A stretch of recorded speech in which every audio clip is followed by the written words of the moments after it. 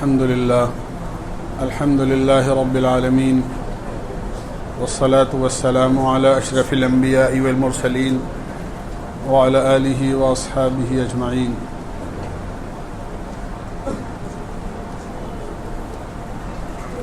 دوستو بزرگو،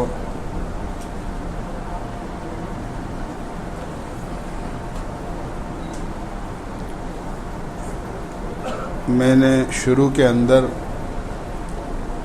روزے کے متعلق عرض کیا تھا. یہ بھی اسلام کے 5 بنیادی ارکان میں سے ایک رکن ہے. پھر بہت تفصیل کے ساتھ نماز اور اس سے متعلقات جو چیزیں تھیں وہ سب عرض کی. زکوٰۃ سے متعلق عرض کیا. اب 5واں فریضہ اور 5واں رکن حج ہے، جس کا قرآن کریم میں اللہ نے حکم دیا ہے وَلِلَّهِ عَلَى النَّاسِ حِجُّ الْبَيْتِ مَنِ اسْتَطَاعَ إِلَيْهِ سَبِيلًا. اللہ کے لیے حج ضروری اور فرض ہے ان لوگوں پر جو اللہ کے گھر جانے کی طاقت رکھتے ہوں. طاقت رکھنے کا مطلب یہ ہے کہ بدن کی صحت بھی ہو اور آدمی کے پاس مال بھی ہو. یاد رکھنا چاہیے اسلام کے جو 5 ارکان ہیں، ایمان، نماز، زکوٰۃ، روزہ اور حج. ایمان ہر وقت ضروری ہے، ہر آن ضروری ہے.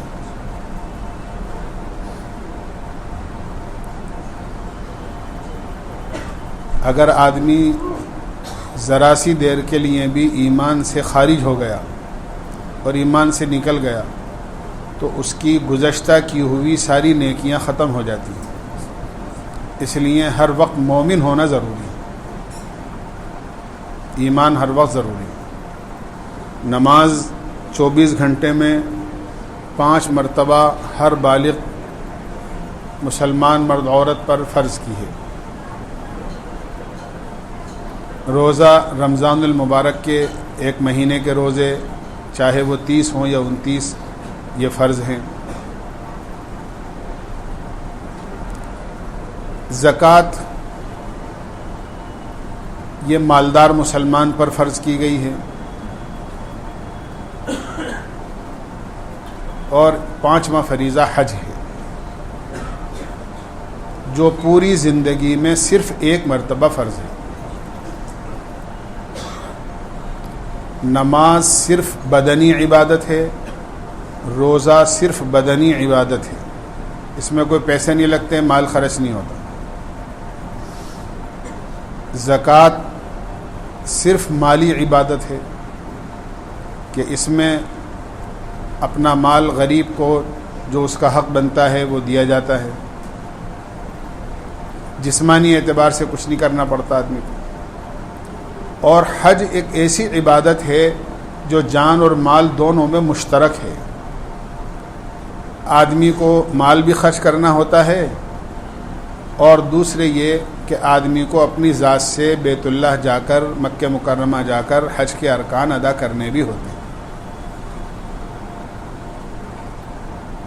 بہرحال حج 5واں فریضہ ہے. اللہ کے نبی علیہ الصلاۃ والسلام کی اخیر عمر شریف کے اندر حج فرض ہوا. آپ نے بھی زندگی میں صرف 1 ہی مرتبہ حج کیا ہے. اگلے حج کی نوبت نہیں آ سکی، اور اللہ کے نبی علیہ الصلاۃ والسلام اپنے حج کے چند مہینوں کے بعد آپ نے پردہ فرما لیا.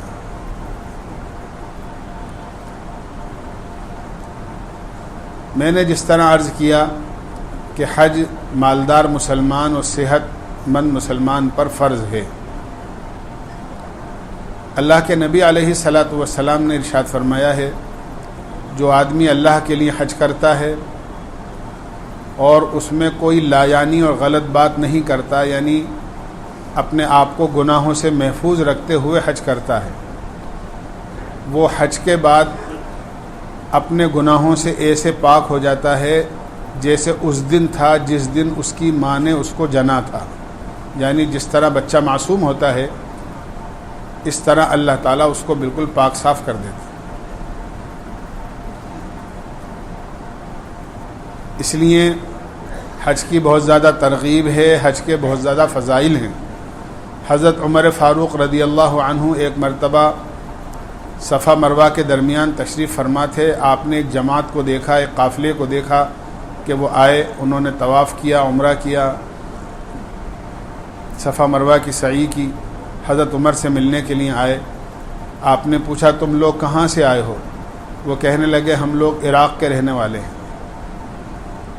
کیسے آئے تھے؟ کہنے لگے ہم لوگ حج کرنے آئے ہیں. آپ نے پھر پوچھا کوئی اور کام تو نہیں تھا؟ کسی سے اپنا قرضہ وصول کرنا ہو، مال بیچنا ہو، مال بیچا ہو اس کا پیمنٹ لینا ہو، یا اپنی میراث کا کوئی حق یہاں کسی میں بنتا ہو اس کو وصول کرنا ہو، کسی سے کوئی ملنا جلنا اور ملاقات مقصود ہو؟ کہنے لگے نہیں، کوئی ایسا کام نہیں تھا، بلکہ صرف اللہ کی رضا کے لیے حج کرنے آئے. حضرت عمر رضی اللہ عنہ نے فرمایا اگر واقعی یہ بات ہے تو تم اثر نو اعمال کرو، یعنی گویا اللہ تعالیٰ نے تمہارے پچھلے سارے گناہوں کو معاف کر دیا اور تم بالکل معصوم ہو گئے.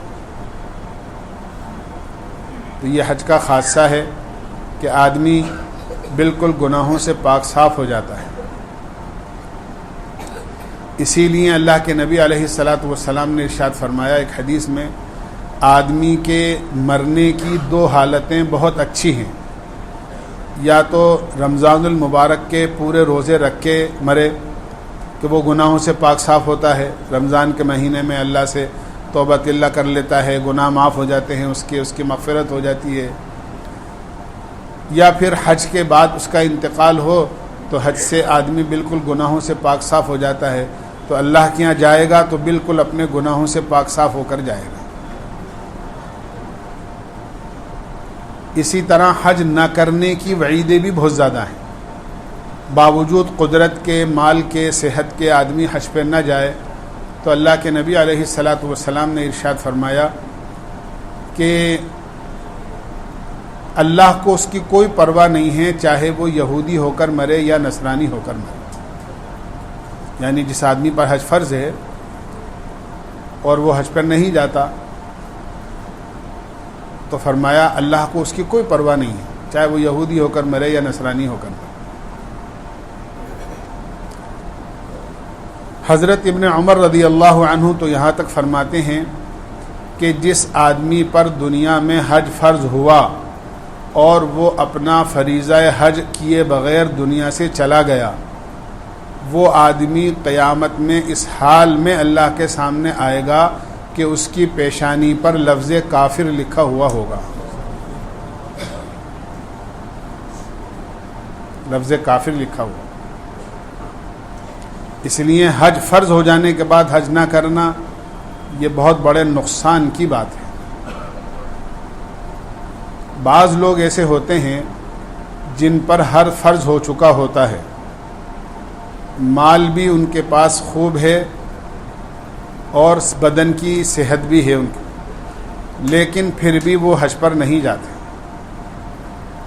آپ کو جے پور شہر میں ایسے لوگ مل جائیں گے، بہت بڑے سرمایہ دار، جن کو زندگی میں دنیا کا سفر انہوں نے کر لیا لیکن حج کی توفیق ان کو نہیں ملی، وہ حج پر نہیں جا سکتے. آدمی کے پاس مال بھی ہوتا ہے، پیسے بھی ہوتے ہیں، صحت بھی ہوتی ہے، پھر بھی اللہ کے گھر نہیں جاتا. یہ اس کی بدبختی کی علامت ہے. اور پھر ایک اور چیز جو آج کل سامنے آ رہی ہے وہ یہ کہ ایک آدمی ہے، مالدار ہے، حج فرض ہے، یا کیونکہ اس کے پاس اتنے پیسے ہیں کہ حج فرض ادا کر سکتا ہے، لیکن اس کے ذہن میں یہ ہے کہ میرے پاس پیسے ہیں لیکن میری 3 بچیاں ہیں، مجھے ان کی شادی کرنی ہے اور کم سے کم گرے سے گرے بھی مجھے اپنی ایک بچی کی شادی میں 5-7 لاکھ روپے خرچ کرنے پڑیں گے. تو اگر میں نے حج کر لیا اور اکیلے تو کیا حج کرنے جاؤں، دونوں میاں بیوی جائیں گے تو 10 لاکھ روپے کا خرچہ ہے، لہٰذا ایسا کرو کہ اپن تو عمرے پر چلتے ہیں تاکہ اللہ کے گھر کا دیدار تو کر آئیں۔ بس یہ جو عمرے پر جو بھیڑ ہو رہی ہے نا، اس کی ایک بہت بڑی وجہ یہ ہے، آپ خود دیکھ لو، ان لوگوں سے پوچھو جو حج کی خدمت سے تعلق رکھتے ہیں کہ وہ یہ کہتے ہیں کہ صاحب حج کے فارم ہی نہیں بھرے گئے، تاریخ بڑھ گئی، پھر تاریخ بڑھی کہ اور گنجائش تاکہ لوگ اور کوئی رہ گئے ہوں تو وہ فارم بھر دیں، پھر بھی لوگوں نے فارم نہیں بھرے، حتیٰ کہ گنے چنے لوگ، یعنی جو کوٹا ہے راجستھان کا، اس کوٹے سے بھی بہت کم فارم بھرے گئے۔ لہذا کیا ہوتا کہ جتنوں نے فارم بھرا تھا قرآن اندازی کی نوبت ہی نہیں آئی، بھائی سب کا نمبر آ گیا۔ اگر فارم زیادہ بھرے جاتے تو قرآن اندازی ہوتی، فارم اتنے ہی بھرے گئے جو بہت کوٹے کے اندر تھے۔ یہ آپ کو اب ہر سال دیکھنے کو ملے گا۔ اور عمرے پر آپ شاید ہی کوئی محلہ ایسا ہوگا جس محلے میں آپ جائیں تو آپ کو یہ پتہ چلے کہ صاحب اس محلے سے کوئی عمرے پر نہیں جا رہا۔ آپ کو ہر مہینے 10-5 آدمی ہر محلے سے عمرے پر جاتے ہیں۔ پہلے تو تلاش کرنا پڑتا تھا کوئی دلی میں کوئی ٹور ایسا ہو جو ہمیں عمرے پر لے جاوے، کوئی اچھا آدمی مل جائے۔ آج تو گلی گلی ٹریول ایجنسیاں ایسی کھلی ہوئی ہیں اور ٹور لے جانے والے موجود ہیں جو عمرے پر خوب لے کر جا رہے ہیں۔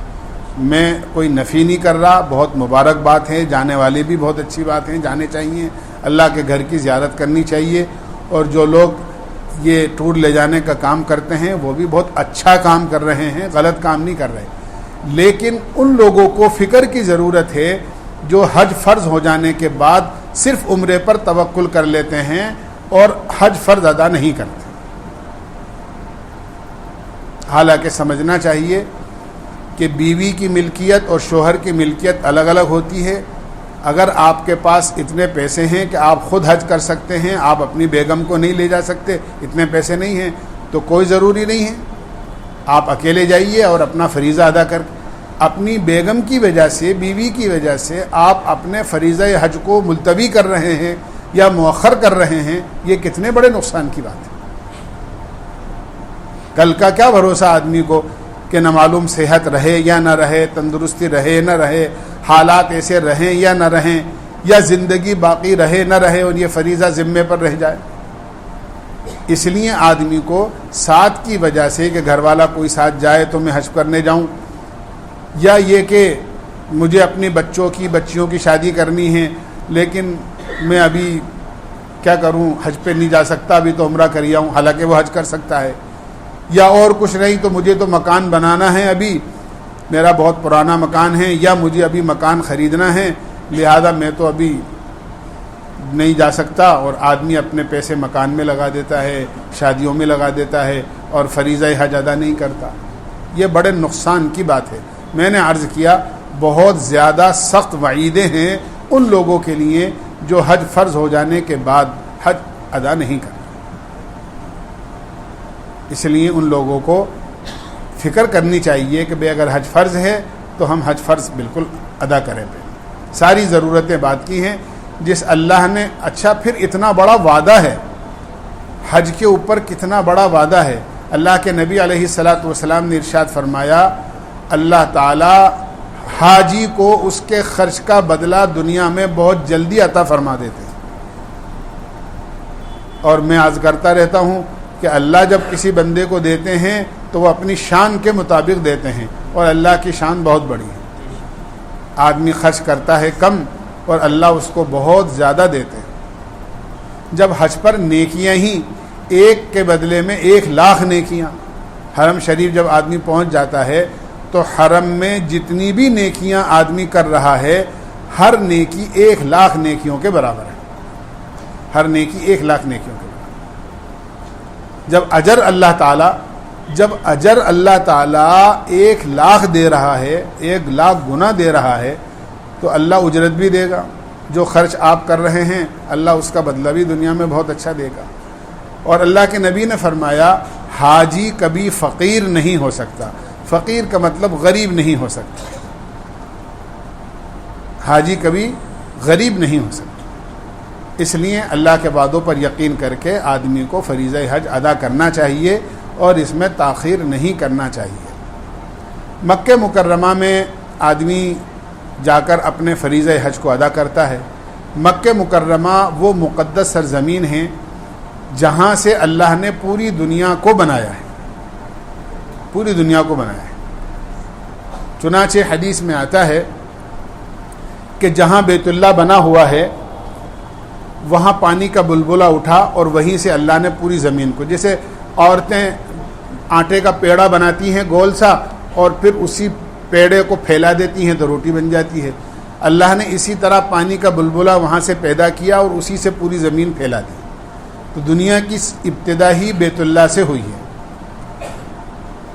قرآن کریم میں اللہ نے بیت اللہ کے بارے میں ایک عجیب بات فرمائی ہے،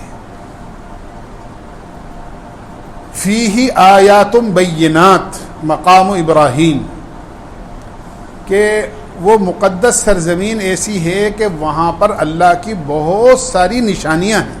فیہ آیات بینات، وہاں اللہ کی کھلی نشانیاں ہیں۔ سب سے پہلی نشانی تو بیت اللہ ہی ہے، جس کو روایتوں میں آتا ہے کہ آدم علیہ السلام کی پیدائش سے 2000 سال پہلے سب سے پہلے فرشتوں نے بنایا تھا۔ آدم علیہ السلام کے پیدا کرنے سے پہلے اور آپ کے پیدا ہونے سے پہلے فرشتوں نے 2000 سال پہلے بنایا تھا۔ پھر آدم علیہ السلام نے بنایا۔ اس کے بعد طوفان نوح کے موقع پر یہ بیت اللہ آسمان پر اٹھا لیا گیا، کیونکہ پوری دنیا میں پانی اور بارش اور طوفان تھا۔ اس کے بعد ابراہیم علیہ السلام نے بنایا۔ دھیرے دھیرے اس کی تعمیرات ہوتی رہیں اور ایک دفعہ نہیں کئی دفعہ اس کی تعمیرات ہوئی ہے، مرمت ہوئی ہے۔ آج بنیادیں وہی ہیں جو ابراہیم علیہ السلام نے اس کی قائم کری تھی۔ یہ اللہ کی نشانی ہے۔ قرآن کریم میں اللہ نے فرمایا ہے لا تدرکہ الابصار وہو یدرک الابصار، وہ سب کو دیکھتا ہے، آنکھیں اللہ کو نہیں دیکھ سکتی۔ دنیا میں آدمی اللہ کو نہیں دیکھ سکتا، ہاں جنت میں اللہ تعالیٰ اپنا دیدار کرائے گا جنتیوں کو، لیکن دنیا میں یہ آنکھیں اللہ کو دیکھنے کی طاقت نہیں رکھتی۔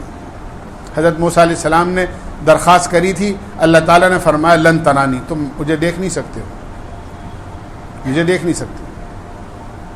لیکن اللہ نے اپنی تجلی اور اپنے دیدار کا بدل اپنا گھر بنایا ہے، بیت اللہ۔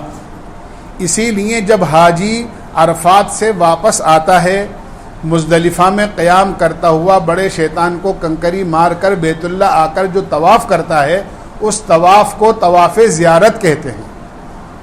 تو یہاں کس کی زیارت ہو رہی ہے؟ یہ گویا اللہ کی زیارت کا بدل ہے بیت اللہ۔ اسی لیے علماء نے لکھا ہے کہ اللہ آسمان سے عرش سے ایک پرنالہ ہے نور کا جو بیت اللہ پر گر رہا ہے۔ اسی لیے بیت اللہ کو دیکھنے سے کبھی بھی آدمی کی آنکھ نہیں تھکتی ہے۔ آدمی دیکھتا رہے تو دل چاہتا ہے کہ اور دیکھو۔ یہ بیت اللہ میں اللہ نے کشش رکھی ہے۔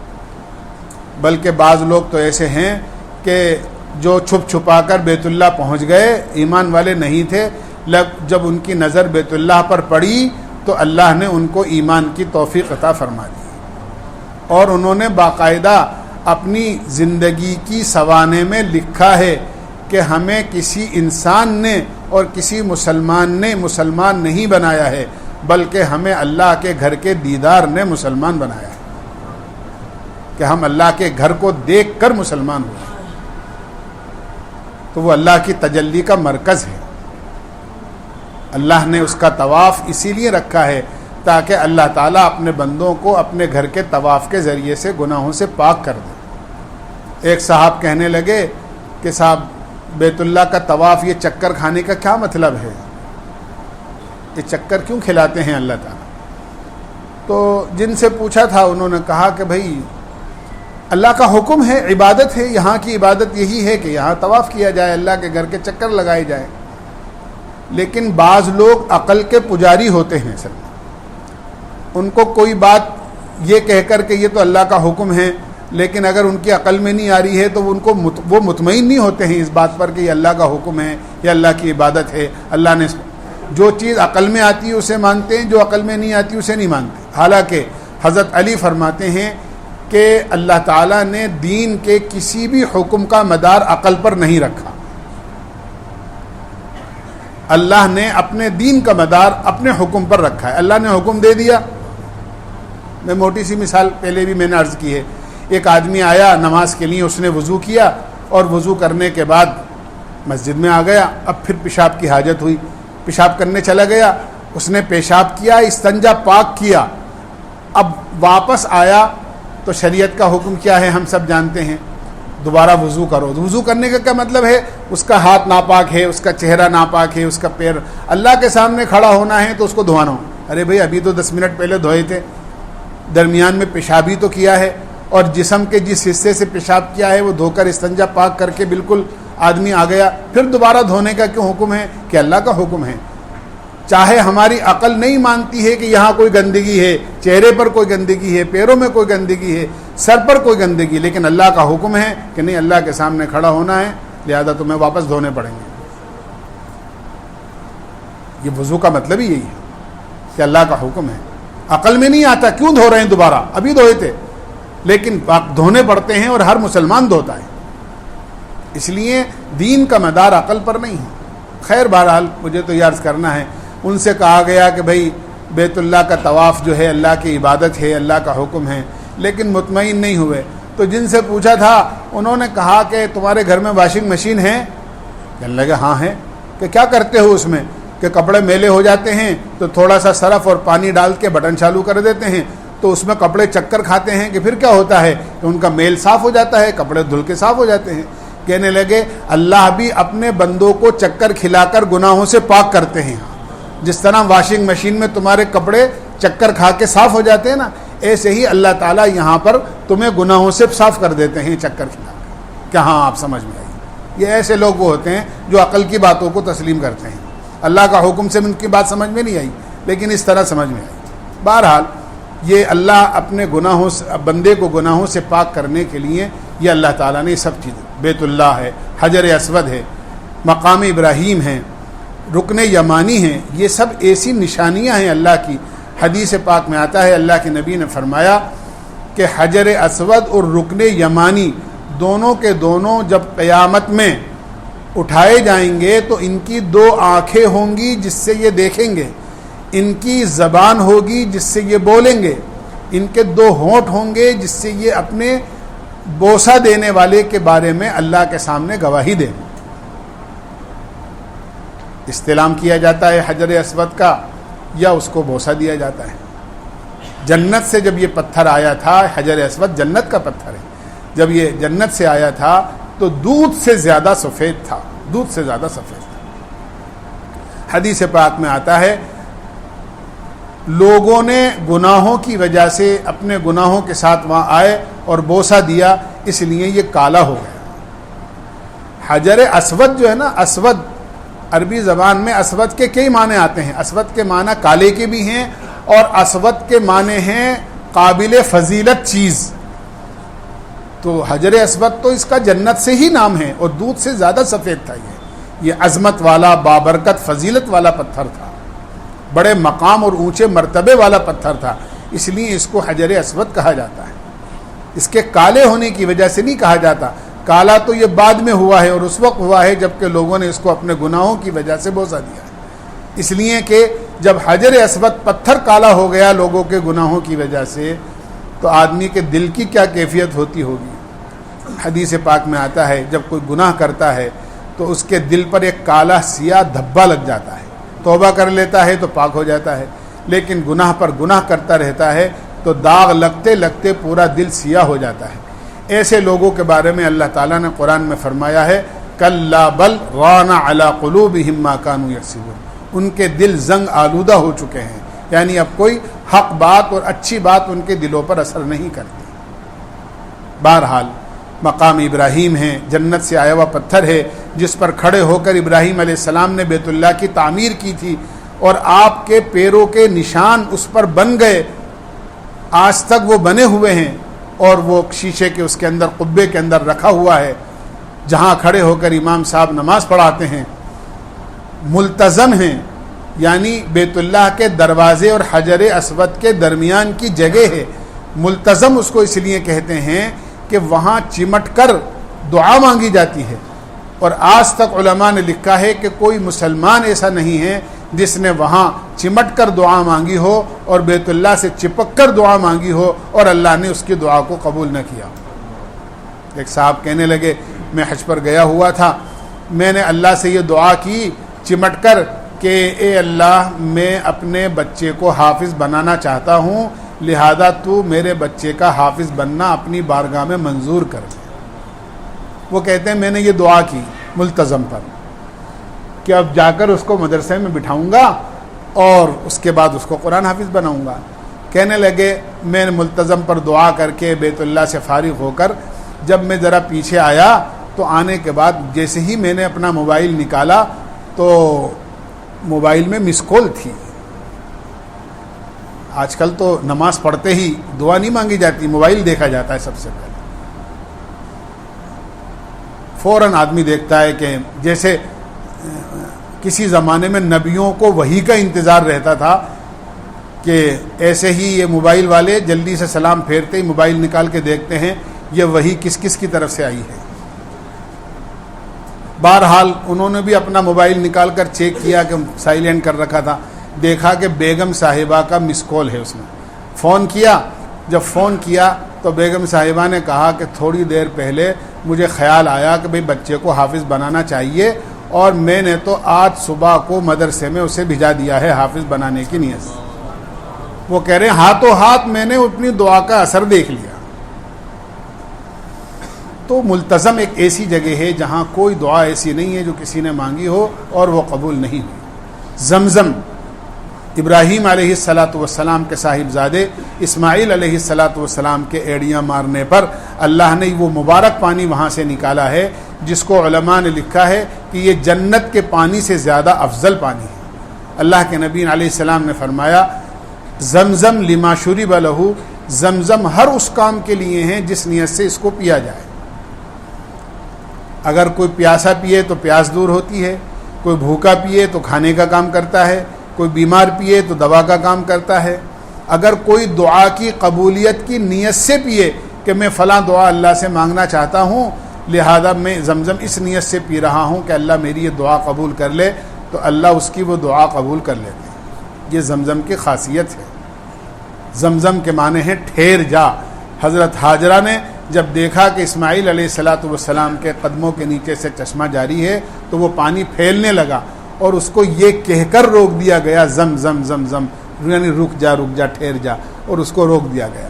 حدیث پاک میں آتا ہے حضرت حاجرہ اگر اس کو نہ روکتی تو زمزم کی نہریں پوری دنیا میں ہوتی، وہ پانی پوری دنیا میں پھیل جاتا۔ آج تک لاکھوں حجاج اور عمرہ کرنے والے ہر وقت موجود رہتے ہیں، کتنا پیتے ہیں، کتنا استعمال کرتے ہیں، کینے بھر بھر کر اپنے مقام اور پوری دنیا میں لے جاتے ہیں، لیکن آج تک زمزم کے کنویں میں 1 انچ پانی کم نہیں ہوا۔ یہ اللہ کے خزانے سے آ رہا ہے اور اللہ تعالیٰ نے اس کے اندر ایسی برکت رکھی ہے۔ زمزم کبھی خراب نہیں ہوتا، اس میں کبھی کیڑا نہیں لگتا۔ جیسے اور پانی زیادہ دن رکھے رہنے کی وجہ سے بدبودار ہو جاتے ہیں، کائی جم جاتی ہے، اسی طرح اس میں کیڑا پڑ جاتا ہے، گندا اور خراب ہو جاتا ہے۔ زمزم کبھی خراب نہیں ہوتا، بلکہ بعض علماء نے تو یہاں تک لکھا ہے کہ زمزم جس پانی میں مل جاتا ہے وہ پانی بھی خراب نہیں ہوتا۔ یہ زمزم کی خاصیت ہے۔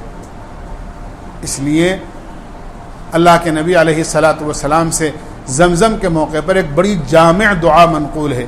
آپ نے جب زمزم پیا تو فرمایا اللہم انی اسألک علما نافعا، اے اللہ میں نفع دینے والا علم تجھ سے مانگتا ہوں، ورزقا واسعا، اور وسیع حلال روزی تجھ سے مانگتا ہوں، وشفاء من کل داء، اور ہر بیماری سے شفا مانگتا ہوں۔ آپ نے بیماری سے شفا بھی مانگی، آپ نے اپنی رزق کی وسعت بھی مانگی، اور اللہ کے نبی علیہ السلام نے اپنی علم، نفع دینے والا علم۔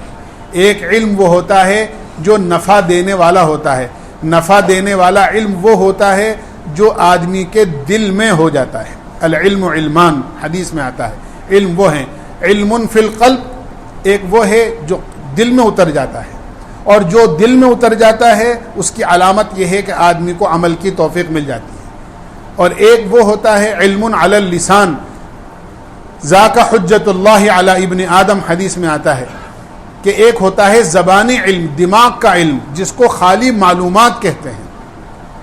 لوگ کہتے ہیں صاحب ہمیں تو معلوم ہے، سب معلوم ہے، ہمیں سب معلوم ہے، لیکن عمل ان کا بالکل کوسوں دور ہوتا ہے، جو جانتے ہیں نا اس کے مقابلے میں کوسوں دور ہوتا ہے، عمل سے ان کا کوئی واسطہ نہیں ہوتا۔ تو فرمایا کہ ایک علم ہوتا ہے جو نفع دینے والا علم وہ ہوتا ہے جیسے ایک درخت ہے، کہ درخت نفع دینے والا کون سا ہے؟ جو سایہ بھی دے اور پھل بھی دے، یہ نفع دینے والا درخت ہوتا ہے۔ ایک درخت ہے لیکن نہ اس پر پتے ہیں نہ پھل ہیں، تو ایسے درخت کا کیا فائدہ؟ ایسے فرمایا ایک علم وہ ہے کہ جس علم کے ذریعے سے آدمی کو عمل کی توفیق مل جائے، لیکن ایک علم وہ ہے کہ بس معلومات ہے آدمی کو لیکن علم عمل نہیں اس کو۔ آج ہر مسلمان جانتا ہے، گرے سے گرے مسلمان سے بھی پوچھو کہ بھئی نماز، ہاں بھئی پڑھنا چاہیے، نماز فرض ہے، لیکن پڑھتا نہیں ہے۔ پتہ چلا کہ اس کو نماز کا علم ہے لیکن یہ اس کا نفع دینے والا علم نہیں ہے۔ نفع دینے والا علم وہ ہوتا ہے جو اس کے دل میں اتر جائے کہ نماز فرض ہے تو مجھے نماز پڑھنی ہے، اسے چھوڑنا نہیں۔ تو آپ نے یہ دعا مانگی ہے کہ اللہ نفع دینے والا علم عطا فرما۔ صفا مروہ ہے، اس کے درمیان کے مقامات ہیں، بہرحال فیہ آیات بینات، کہ اللہ نے اس میں بہت ساری نشانیاں اپنی قدرت کی ایسی رکھی ہیں۔ بس آخری بات عرض کروں گا کہ چاہے کوئی نشانی، یہ تو اپنے اپنے مقام پر ہیں، حجر اسود ہے، رکن یمانی ہیں، مقام ابراہیم ہیں، زمزم کا کنواں ہیں، لیکن آپ یہ سوچو مکہ مکرمہ اور حرم پاک کی کون سی زمین یا وہاں کا کون سا حصہ ایسا ہوگا جہاں اللہ کے نبی کے مبارک قدم نہ پڑے؟ بس اسی کو سوچو، وہاں کی کون سی گلی ایسی ہوگی جہاں اللہ کے نبی علیہ السلام چلے پھرے نہ ہو؟ آپ نے اپنی عمر شریف کے 53 سال، پورا بچپن، پوری جوانی اور بڑھاپے کا ایک حصہ آپ نے مکہ مکرمہ میں گزارا۔ اخیر کے 10 سال مدینہ منورہ میں آپ نے گزارے ہیں، باقی 63 سال میں سے 53 سال اللہ کے نبی علیہ السلام کے مکہ مکرمہ ہی میں گزرے ہیں۔ کتنا ادب کی جگہ، کتنا ادب کا مقام، کتنے قابل احترام۔ اس لیے جو لوگ اس کا احترام اور ادب اپنے دل میں لے کر جاتے ہیں وہ وہاں جا کر ضرور اس کی قدر کرتے ہیں، اور جو لوگ اس کی عظمت لے کے نہیں جاتے، بھائی چلو یورپ اور امریکہ نہیں گئے، چلو عمرے کے ٹور پر چلے گئے، ایسے لوگ وہ ہوتے ہیں جو بلڈنگ میں نماز پڑھ لیتے ہیں اور سوچتے ہیں کہ صفیں تو یہاں تک بن رہی ہیں، لہذا بلڈنگ سے نیچے اترو اور یہیں سے صف میں شامل ہو جاؤ، حرم کی نماز کے ساتھ تو نماز ہو ہی گئی ہے۔ میں عرض کرتا رہتا ہوں، ایک صاحب نے مجھے آواز دی ایک دفعہ حرم میں، امام صاحب امام صاحب امام صاحب۔ میں نے دیکھا بھائی بیچارہ کون ہے؟ کہنے لگے کہ آپ کب آئے گا؟ اچھا بھائی کبھی بھی آئے، آپ بھی آئے، ہم بھی آئے، اللہ نے بلایا۔ کہنے لگے کہ بس ہم تو یہاں یہ نیلے شیشے والی بلڈنگ ہے، اس کی سائے میں آ کے بیٹھ جاتے ہیں، بڑے اچھی ہوا آتی ہے اور بس یہیں سے نماز پڑھ کے واپس چلے جاتے ہیں۔ یعنی آپ دیکھو اندر حرم پاک میں داخلے کی بھی توفیق نہیں ملتی ہے۔ کیوں؟ کہ بس ایک حاجی بننے کا شوق تھا کہ ہمارے نام کے آگے بھی حاجی لگ جائے۔ ہم تو نکاحوں کے اندر خوب دیکھتے رہتے ہیں، وکیل صاحب آپ اپنا نام بتا دیجیے، گواہ صاحب اپنا نام بتا دیجیے، صاحب لکھیے عبد المجید، کسی نے کہا عبد المجید تو جو نام والا نہیں، حاجی عبد المجید لکھیے۔ یعنی گویا دنیا میں شہرت کے لیے حج کیا انہوں نے، اپنے نام کے آگے حاجی لگانے کے لیے حج کیا۔ اسی لیے میں نے شروع میں عرض کیا، اللہ تعالیٰ اس حج کو قبول فرماتے ہیں اور اس حج پر مغفرت کا فیصلہ ہے جو خالص اللہ کے لیے کیا ہے۔ اللہ ہمیں عمل کی توفیق دے۔ سبحان اللہ بحمدہ، سبحانک اللہم و بحمدک، ونشہد ان لا الہ الا انت۔